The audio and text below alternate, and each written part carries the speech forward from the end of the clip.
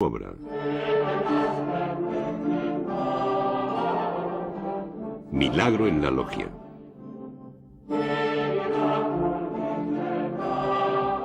La Virgen del Canciller Rollin, 1435.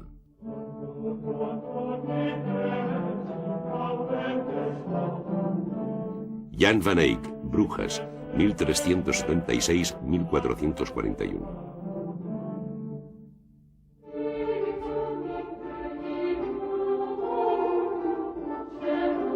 Museo del Louvre, París.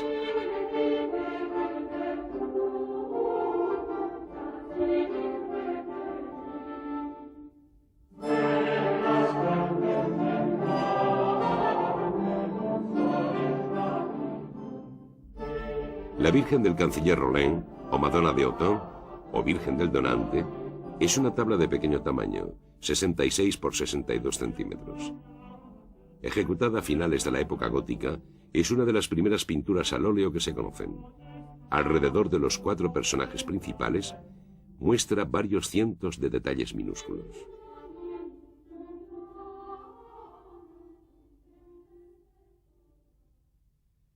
La Virgen María está sentada en un almohadón azul bordado de oro, colocado sobre un arca de madera tallada. Lleva un manto púrpura ribeteado con letras de oro. Es una mujer muy joven. Tiene la mirada baja. El niño Jesús está sentado en sus rodillas, está desnudo. Su rostro tiene la severidad de un adulto. Con su mano derecha bendice. En su mano izquierda, un globo de cristal rematado con una cruz adornada con piedras preciosas. Un pequeño ángel suspende una corona de oro guarnecida con piedras y perlas sobre la cabeza de María. Lleva un vestido azul y posee un par de alas multicolores. Un hombre está arrodillado en un reclinatorio cubierto con una funda azul verdoso. Junta las manos con un gesto de oración. Lleva un corte de pelo a la moda de principios del siglo XV, con las sienes y el cuello afeitados.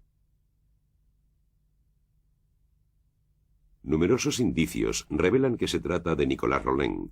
Nacido y muerto en Autun, Borgoña, Rollin desempeñó un importante papel en la vida política y artística de su tiempo.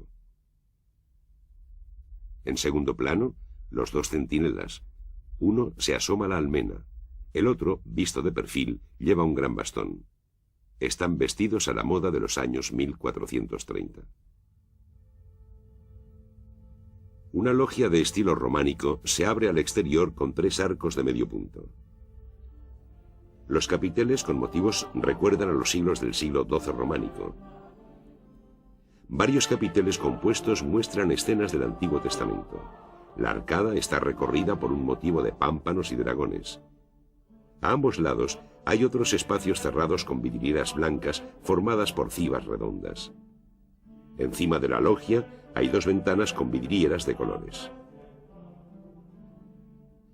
El embaldosado tiene motivos de estrellas de 8 puntas, alternativamente negras y blancas. Delante de la galería hay un pequeño jardín suspendido y 6 escalones que llevan a un camino de ronda con almenas. Más abajo se ve un paisaje cortado en 2 por un río que baja de una sierra. Un puente separa la ciudad en 2 partes. A la derecha, una ciudad apiñada, con casas, muchas iglesias y plazas.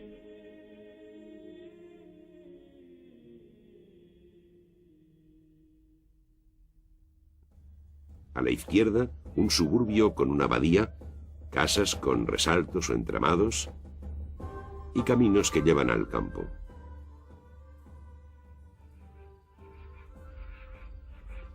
En esta orilla, orientada hacia el sol, hay bosques y laderas cubiertas de viñas. A orillas del río, jardines y praderas. En la otra orilla, hay una planicie cubierta de campos de cultivo y unas aldeas. Una casa se quema. Hay gente en los caminos. En medio del río, una isla con árboles y un castillo. Las murallas están flanqueadas de grandes torres. Hacia el campo, la muralla se ensancha para permitir la expansión de la luz, un rasgo característico del urbanismo de la época. La gente entra en las iglesias, pasa delante de los puestos al pie de la catedral, va a trabajar a los campos. Las mujeres hablan en el umbral de sus casas. Una muchedumbre atraviesa el puente a pie o a caballo. Van de izquierda a derecha. Otros atraviesan el río en sentido contrario en chalanas. En los muelles se embarcan las mercancías. Amarrados en la corriente, unos molinos cuyas ruedas de paleta recuperan la potencia del río.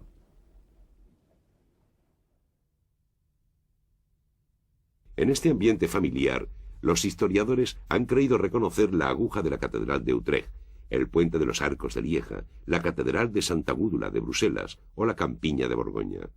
También han propuesto Brujas, Lyon, Praga o incluso Autun. Pero aunque efectivamente encontremos elementos tomados de la realidad, el paisaje es imaginario. Su cargo de canciller, es decir, de ministro de Hacienda, le permitió a Nicolas Rolin amasar una inmensa fortuna de la que se benefició en parte su ciudad natal, Autun.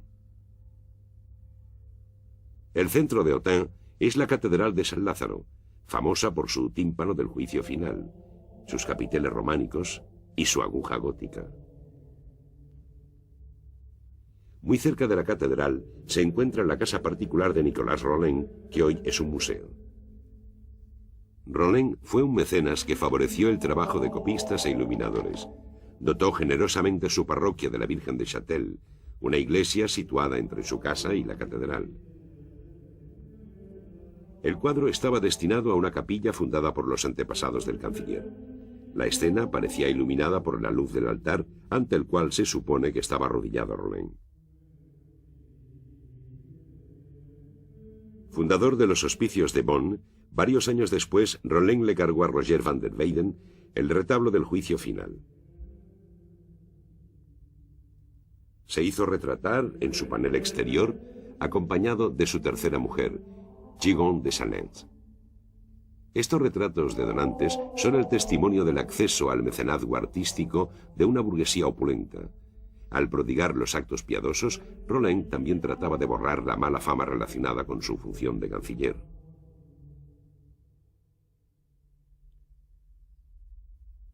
Al final de la época gótica, el ducado de Borgoña comprendía los Países Bajos, Flandes y Borgoña. Con su hermano Hubert, Jan van Eyck pinta el retablo monumental La adoración del Cordero Místico en Gante. 20 tablas, cientos de personajes, ángeles, profetas, evangelistas. Adán y Eva se cuentan entre los primeros desnudos de la pintura del norte de Europa. Otras obras, retratos, el cardenal Albergati, Margareta van Eyck, esposa del pintor, un orfebre de brujas y varios temas religiosos, la Virgen de los Cartujos, la Virgen de Lucca y el Tríptico de Dresde. El hombre del turbante podría ser un autorretrato. El pintor también se retrata con la Virgen del canónigo van der Pijl, una pequeña silueta con turbante rojo en los reflejos de la armadura de San Jorge. En El mercader de Arnolfini y su mujer, el pintor muestra su reflejo en el espejo y escribe encima: Jan van Eyck estuvo aquí.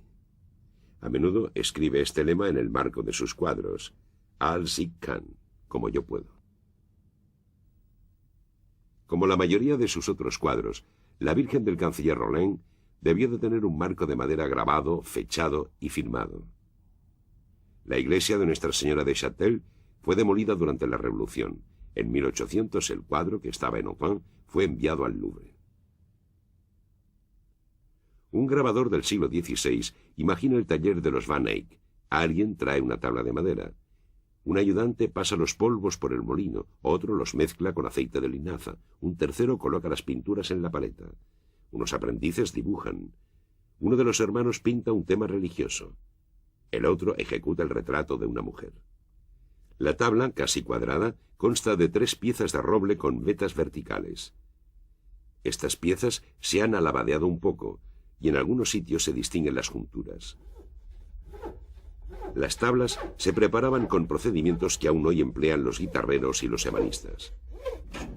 Selección de la madera, sentido del corte, pulido, enclavijado, encolado, todo esto contaba para un buen resultado posterior. La dendrocronología estudia la edad de las maderas comparando sus anillos anuales de crecimiento. El análisis ha revelado que las tablas 1 y 3 proceden de un mismo árbol, plantado hacia 1215, la tabla 2 de un árbol plantado hacia 1247. Se talaron hacia 1426. Los maderos se secaban en menos de 10 años, de modo que la fecha de fabricación de la tabla se puede situar en torno a 1436.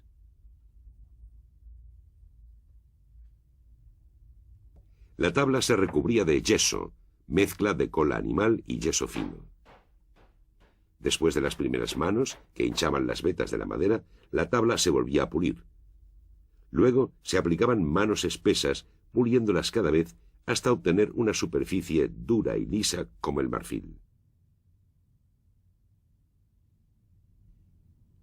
Entonces se hacía un boceto detallado con un pincel fino, como vemos en esta Santa Bárbara de Amberes, cuadro sin terminar en el que los objetos y los personajes están esbozados en grisalla y las sombras preparadas con trazos finos.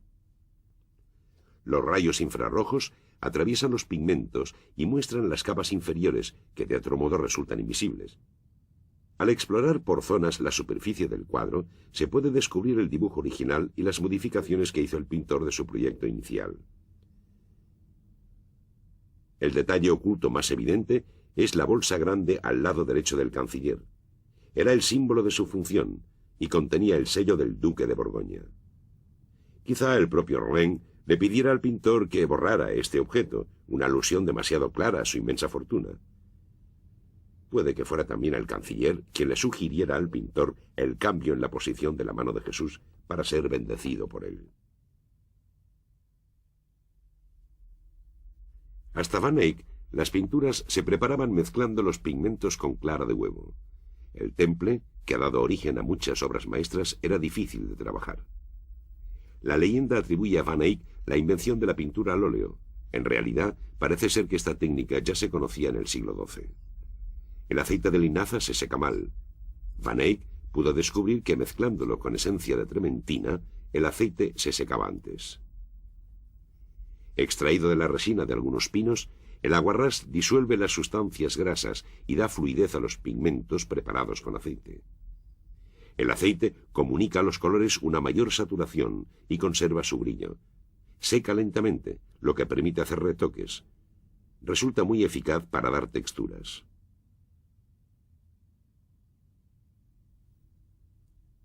La fluidez del pigmento también permite introducir detalles minúsculos con pinceles de pocos pelos.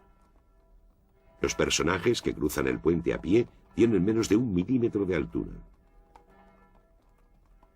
En muchos otros cuadros, Van Eyck repitió estos ejercicios de virtuosismo. La superioridad del óleo se pone de manifiesto en la técnica de la veladura, varias capas superpuestas de pintura fluida y transparente. Para un drapeado rojo, el pintor empezaba aplicando en toda la superficie una veladura del color del drapeado. Esta veladura aún dejaba ver el dibujo, pero ya le daba volumen. Luego, para las sombras de la tela y para modelar los pliegues, utilizaba un color rojo más oscuro. Por último, con la ayuda de un rojo más claro, repartía los reflejos y los visos. El manto de la Virgen está cubierto por una red de anchas resquebrajaduras en grietas que destacan aún más en fotografía infrarroja. La capa superior se secó más deprisa que la inferior y por eso se agrietó. Estas resquebrajaduras prematuras fueron reparadas por el propio pintor. Otra clase de resquebrajaduras, las de la edad. El juego de las fibras de la madera ha hecho que se formen grietas en sentido perpendicular a las tensiones. Es la resquebrajadura regular que vemos en el cielo, donde la mano de pintura es más fina. En otras partes, las resquebrajaduras menos regulares se deben a la lenta retracción de las capas de pigmento, movimiento acentuado por los cambios de temperatura o humedad. Una arquitectura románica, por lo tanto ya antigua para la época de Van Eyck, sirve de marco a la escena. Los pámpanos de vid evocan las palabras de Cristo: yo soy la verdadera viña. Las estrellas de las baldosas a la Virgen, llamada a menudo estrella de los mares o estrella matutina. En los capiteles aparecen Adán y Eva expulsados del paraíso. el sacrificio de Abel, Caín matando a Abel y escenas de la vida de Noé. Vemos el arca con el regreso de la paloma y sobre todo la escena en que Noé, inventor de la viña, se emborracha. Sus hijos se burlan de él porque está desnudo, solo Sem le tapa.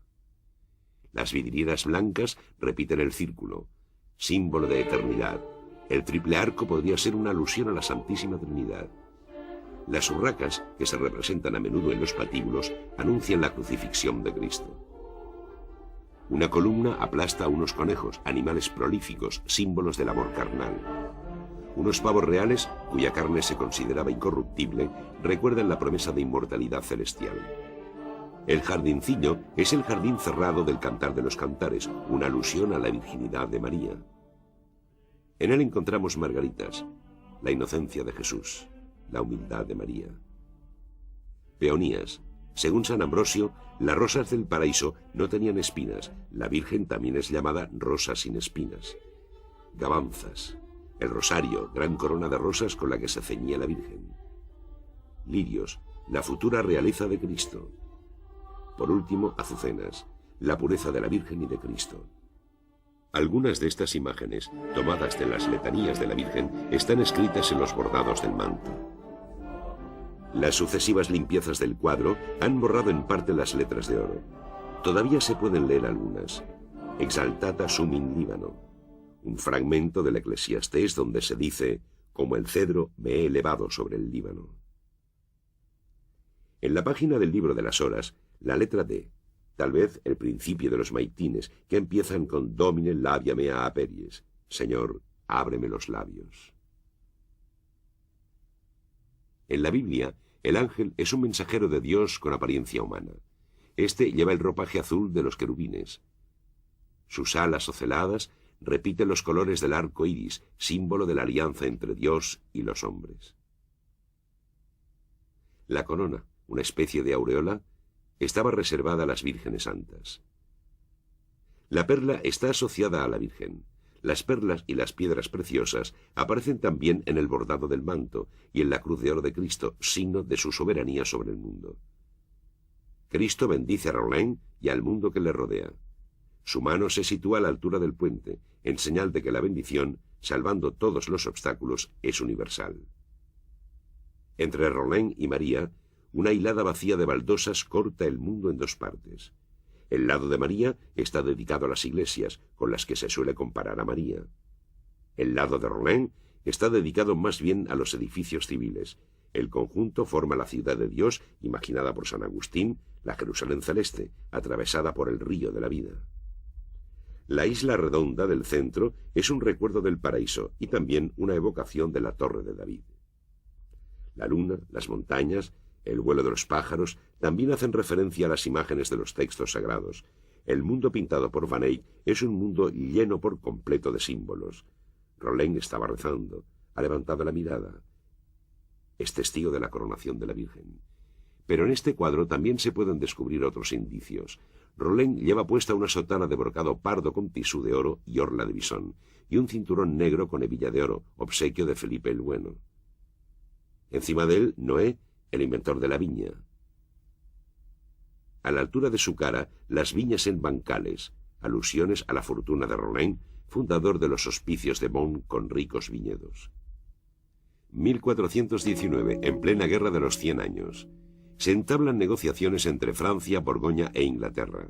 Se organiza un encuentro entre el rey de Francia y el duque de Borgoña en Montereau, en el puente del Lyon, un puente fortificado con una torre que a su vez está unida a la otra orilla por un pontón provisional. En el momento en que avanza hacia el Delfín, Juan sin Miedo es asesinado de un hachazo. La ruptura entre Francia y Borgoña es profunda. Es la época de Juana de Arco, la guerra continúa. Roland, que era abogado de Juan sin Miedo, pasa a ser canciller del hijo de este, Felipe el Bueno. 1435. 16 años después del suceso de Montereau, Roland consigue que las tres partes se vuelvan a reunir. Es el Tratado de Arras. Carlos VII hace concesiones territoriales a Borgoña por el asesinato de Juan sin Miedo. El rey de Francia también se compromete a encargar misas de requiem diarias en la iglesia de Nuestra Señora de Montereau, a fundar un monasterio en las proximidades y a erigir una cruz de oro en el lugar del crimen. Van Eyck ha situado en su paisaje el monasterio, el pontón, la torre, el puente y la cruz. Los peatones y caballeros que cruzan el puente tal vez se dirijan a la misa de Requiem en la iglesia de Nuestra Señora. Se ha sugerido que los dos centinelas podrían ser Carlos VII y Felipe el Bueno, por fin reconciliados, a menos que sean el autorretrato del pintor acompañado de su hermano Ibert, muerto 10 años antes. Rollin, uno de los principales responsables del Tratado de Paz, es por lo tanto una figura en la cima de su gloria política. Con un rasgo de humor, el pintor coloca a su altura los pavos reales, símbolos del orgullo. En el siglo XV, el cuadro se hace autónomo.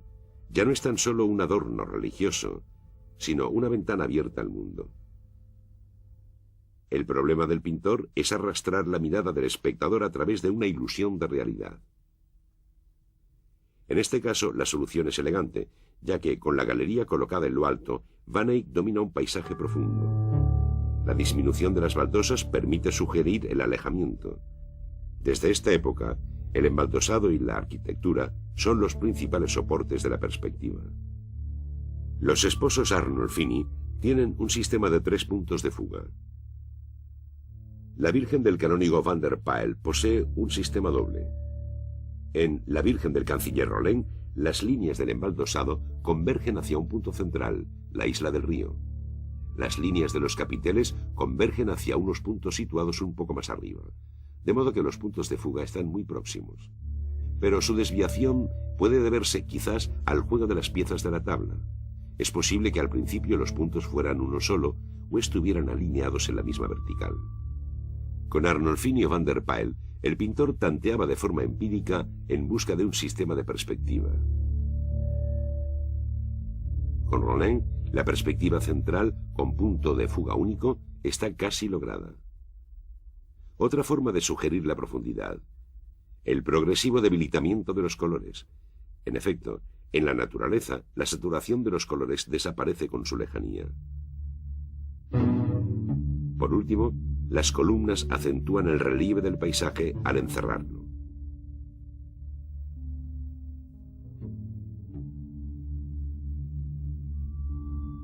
La composición se basa en unos sólidos principios de simetría y de contraste. Simetría entre la izquierda y la derecha. Contraste entre lo superior abierto y lo inferior cerrado. Entre el espacio exterior público y el espacio interior privado. Rollin y Jesús están a medias en los dos espacios. Contraste entre la luz interior y la luz exterior.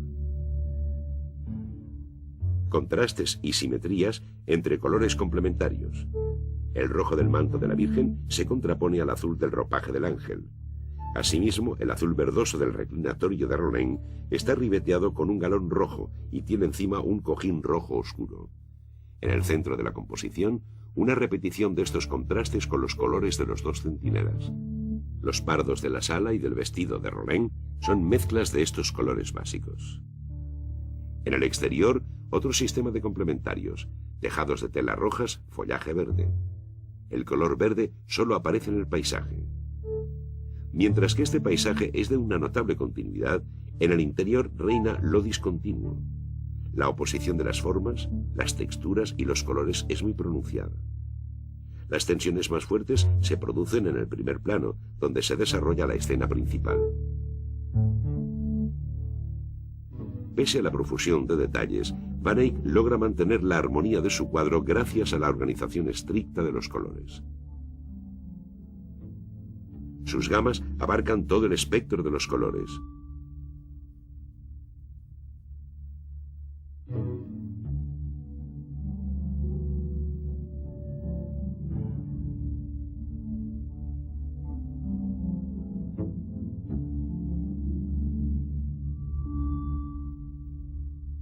El modelo del ala del ángel resume los colores de la composición, como si el pintor hubiera querido enseñar la riqueza de su paleta en el borde de su cuadro.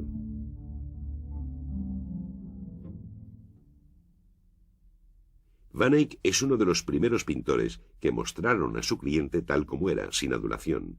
Inventa el retrato a la vez que el paisaje. Su forma de observar el menor detalle y relacionar cada objeto con el resto del universo denota una nueva visión del mundo, realista y alegórica a la vez. Se ha llegado a decir que al pasar del Cordero Místico a la Virgen del Canciller Rollin, Van Eyck pasa de la Edad Media al Renacimiento.